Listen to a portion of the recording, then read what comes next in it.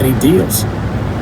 Sure enough, the gaming division concluded its investigation and issued its report on October 16, 1981, nearly 6 months from the day they began. They had lived up to their word. Better yet, both Robert and I got an absolutely clean bill. The Division of Gaming Enforcement recommended licensing both of us. My actual licensing hearings weren't scheduled for several months after the Enforcement Division report was complete. In the meantime, we managed to get all the necessary approvals for our construction. Among them was permission from the city to build a skyway connection between our facility and the convention center next door.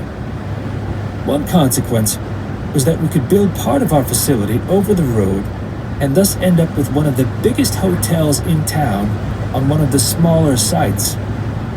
Unlike the owners of many of the boardwalk hotels, we oriented our rooms and restaurants to the ocean. With such beautiful views available, why not take maximum advantage of them? The second issue we worked on was financing, which was hardly a given. Most banks had an unwritten policy against making loans in the gaming business, because gaming had an unsavory reputation. My problem, ironically, was almost the opposite.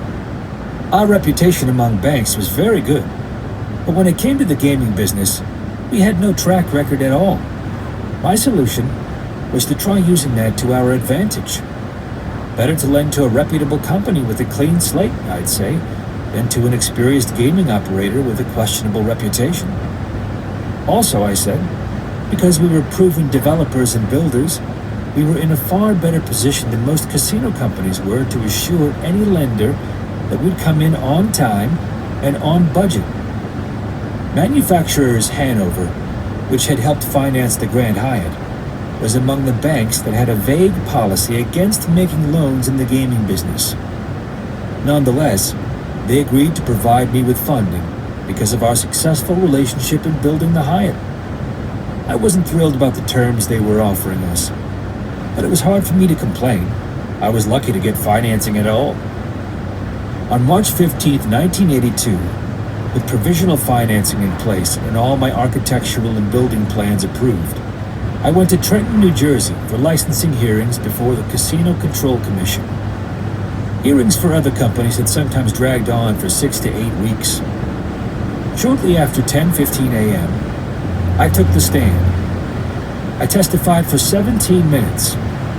Just before noon, the commissioners voted unanimously to license both Robert and me, as well as our corporate entity, the Trump Plaza Corporation.